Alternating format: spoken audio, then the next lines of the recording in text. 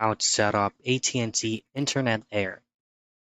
Now, the one that I'm going to be showing you up right now on my screen is actually the specific manual upon receiving your AT&T Internet Air device. But I'm going to be providing you additional informations and descriptions on how to completely set it up properly. So if you open the box, this is going to be the inclusions that you will receive. The AT&T All-Fi hub, and of course the power supply. Now, the very first thing you want to do is to access your mobile device and simply download an application that's going to be called Smart Home Manager. You could also try to scan the QR code located at the box, and you should be able to see that from there. Scan the QR code, and you'll be redirected to download Smart Home Manager. Now, sign in or create an account to set up your equipment.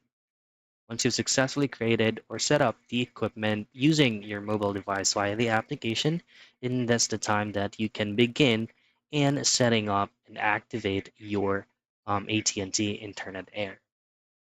All you have to do is to follow on-screen prompts that will be showed up on your mobile device so that you could also test signal quality. And that's it. That's how you set up AT&T